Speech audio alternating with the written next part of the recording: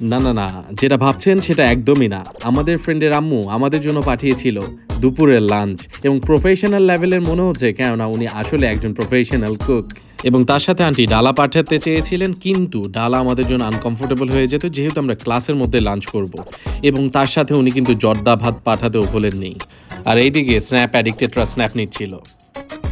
First of all, thank you auntie for your good meal and it looks delicious.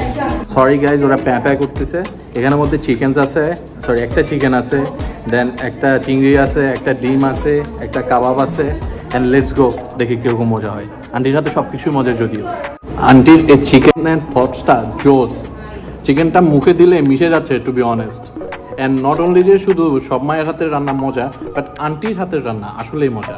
Whenever I'm talking about this kebab, এই chicken কাবাবটা awesome হয়েছে সত্যি কথা। Guys, after a long time চিংড়ি থেকে চিংড়ি flavour পাচ্ছি আসলেই। Smells really good.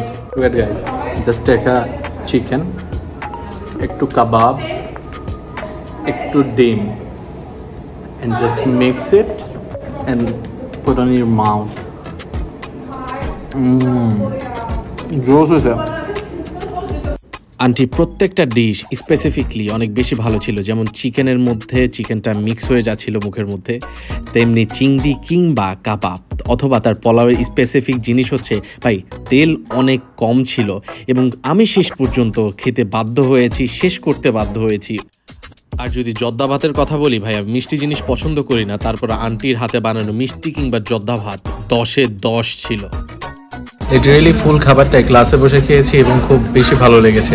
আমি totally overloaded. And thank you ভিডিওটা দেখার জন্য।